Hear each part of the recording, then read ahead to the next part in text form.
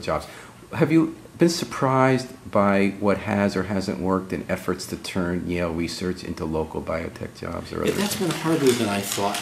You know, we've done, I think we've done really well with what Bruce Alexander's done in terms of retail development downtown. I mean, like, it's a totally different place than it was 20 years ago. Great restaurants, lots of good shops.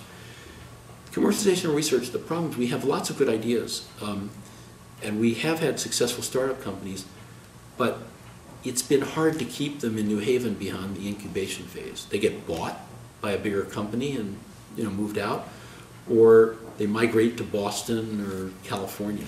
We've had a couple examples recently. You had with a computer science company that got wooed. The investors said you have to move. Exactly. A bodies company, you have to move to Cambridge or Stanford. Exactly. Although on the other hand, 300 George is filled up. Yeah, you got to win Stanley. So the 300 George has filled up. Although, you know, you have to remember a lot of that is Yale Medical School space. And nursing. Yeah. But I mean, the biggest new development is that Alexion's coming back. Right, so that's an example you're talking about. They left. They left to the suburbs. At least they stayed in the area. And now we got him back. To the suburbs, but now he's coming back, and I think that's terrific. And that maybe that's a sign that we'll see that, you know, it's becoming more attractive. Your plans are to write a book if you have a sabbatical? Yeah, you know, I did a book at the end of my 10 years, which got very good reviews, except yours, actually. I didn't know if you remember that. Okay. I remember.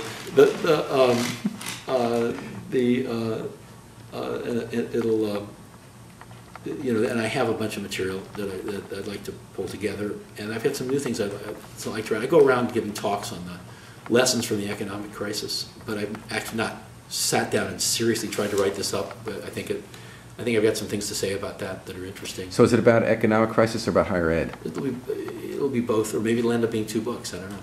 And what are some of the lessons of the economic crisis? Well, that's a long story. I'm going to have to read the book. We can do another interview on that sometime.